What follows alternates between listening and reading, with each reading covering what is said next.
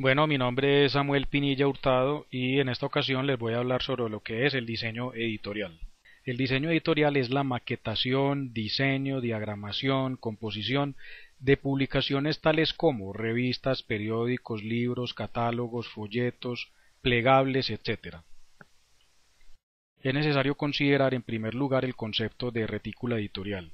¿Por qué? Porque las retículas son unas líneas de guía que van formando unas columnas, unos cuadros, y son estos lugares en donde se van a ir organizando los elementos informativos de todo el diseño editorial. La rejilla debe permitir una flexibilidad.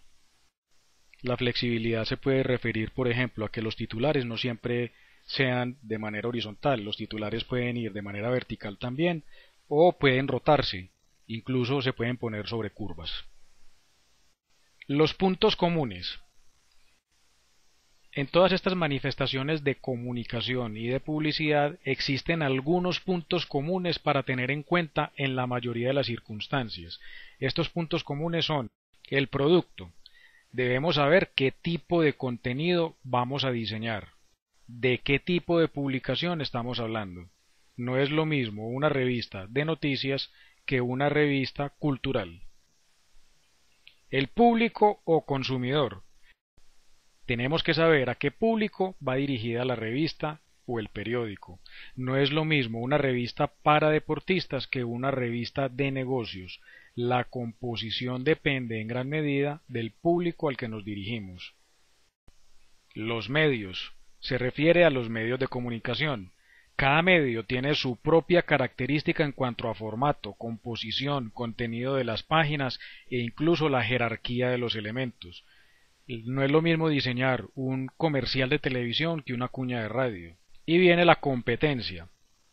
Se debe conocer algunos puntos de la competencia para atacar sus debilidades y analizar la respuesta del público hacia su publicidad para generar una ventaja comparativa. Que uno tiene que estar observando qué está haciendo la competencia.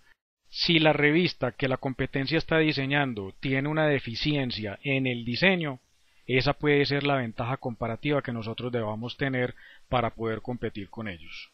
La estructura del diseño. Todo trabajo se debe regir por una estructura que es previamente diseñada para obtener claridad, legibilidad y funcionalidad. Esto se puede lograr con la retícula. Su principal ventaja es que se consigue una repetitividad, una composición y una comunicación en el diseño editorial. La plantilla y los estilos. Todas las revistas, todos los periódicos y en sí el diseño editorial debe diseñarse de acuerdo a un patrón único para generar una sensación de unidad. Debe existir entonces una similitud en el ancho de las columnas y el tamaño de los elementos. Uno ir pasando de página en página, uno vaya observando que las fuentes son las mismas, que el diseño es parecido, que los colores son similares, para mantener entonces un equilibrio en cuanto a la unidad visual. Por lo general, la plantilla se crea a doble página como si la revista estuviera abierta. De esta manera podemos ver mejor el resultado que queremos lograr.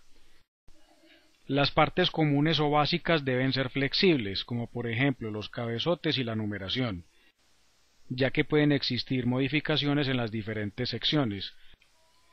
Bueno, y finalmente pasamos a los elementos de diagramación, que son tal vez los elementos más importantes en el diseño editorial. Empezamos entonces por la portada o tapa. La portada es, por decirlo de alguna manera, la fachada de la empresa, la fachada de la revista. Una portada que carezca de impacto visual es una portada que no va a llamar la atención y que no va a invitar a las personas a leer la revista. Aparecen también las secciones que sirven para hablar de diferentes temas, como por ejemplo de deportes, de política, de economía, de cine, de farándula, de música, etc. Aparecen los encabezados, que por lo general están en la parte superior. Los encabezados es en donde van los titulares, en donde está el nombre de la revista, pero hay veces que podemos colocar estos encabezados en diferentes partes. La paginación o numeración generalmente va en la parte inferior y es en donde están los números de cada una de las páginas. El título Debe ser llamativo, creativo, corto, debe invitar a la lectura. El antetítulo es el que se encarga de contextualizar al título y generalmente va antecitos y en un tamaño mucho menor que el título. La entradilla va luego del título y es una especie de introducción a lo que es el artículo en sí. Los subtítulos, estos dependen ya de la redacción de la persona que está redactando el artículo. En caso de que los subtítulos existan, pues este es otro elemento que también puede servir para el diseño editorial. Las imágenes, que pueden ser fotográficas, pueden ser vectoriales o pueden ser siluetas de productos, objetos o de personas. El texto pie de foto, que es el que se encuentra debajo, al lado o dentro de una fotografía para informar a qué se refiere esta fotografía. La sangría es un espaciecito que existe en el primer renglón de cada párrafo y sirve para previsualizar, para visualizar de una manera más fácil la separación de los párrafos. Tenemos también las capitulares, que son las letras que empiezan un párrafo y que sirven para diseñar editorialmente los artículos. Estas capitulares no se deben utilizar de párrafo en párrafo porque estaríamos saturando visualmente. Se deben utilizar principalmente en el primer párrafo y en el último párrafo. También tenemos los cuadros de apoyo. Los cuadros de apoyo son importantes porque son textos que le sirven al artículo para mostrar algún tipo de información diferente. Si en algún artículo se está hablando sobre la crítica a una película de cine, en un cuadro de apoyo perfectamente se podría estar hablando sobre la biografía del director de la película. Tenemos las negrillas y las cursivas. Las negrillas sirven para destacar visualmente algunas palabras o algunas frases que son importantes dentro del artículo. Y las cursivas que sirven para denotar que las palabras que están en cursiva son palabras que son dichas por alguna persona. Las columnas, que es el lugar en donde va a ir el texto que va a ir pasando de página en página. Tenemos también los destacados focales. Son importantes porque son algunos extractos de algunas frases importantes del artículo que salen, se amplían un poquito, se colocan de pronto de un color diferente para llamar la atención, para que la persona antes de empezar a leer el artículo lea primero estos extractos y si le gusta el tema, pues entonces hace la invitación para que lea el artículo en sí.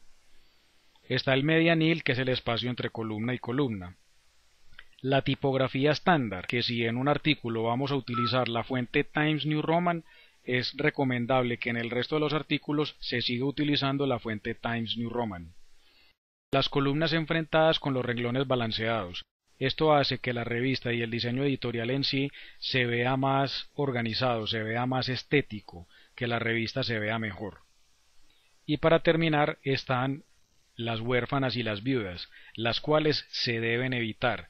Estas huérfanas y viudas son, por ejemplo, una palabra que pasa a la siguiente columna y queda reservadita ya sola empezando una columna. Estéticamente esto se ve mal. Tenemos que lograr de alguna manera que esta palabra se devuelva para que pertenezca al párrafo anterior. ¿Cómo se debe lograr? Reduciendo el espacio entre letra y letra, reduciendo el espacio entre palabra y palabra, hasta que esa palabrita se devuelva al párrafo anterior. Para terminar, podemos decir lo siguiente. En la actualidad, el diseño editorial ha adquirido una gran importancia porque se ha desarrollado enormemente debido a la competencia que ha tenido con los otros medios de comunicación, como por ejemplo los gráficos y los audiovisuales, que a pesar de que han nacido nuevos medios de comunicación, como por ejemplo todo lo que tiene que ver con Internet, el diseño editorial no ha pasado de moda y no se ha vuelto obsoleto. Es más, el diseño editorial se ha adaptado a las circunstancias actuales. Es muy usual hoy en día ver cómo se diseñan boletines electrónicos para ser enviados por Internet. Eso no es más que un diseño editorial de manera virtual. Finalmente, podemos decir que las publicaciones necesitan ser presentadas con una diagramación atractiva, impecable, para poder sobresalir entre los demás medios de comunicación. Esto es vital para que el diseño editorial sea impactante a los ojos del consumidor. Bueno, con esto terminamos. Espero que esta información les haya sido de utilidad. Nos vemos en otra próxima ocasión. Chao.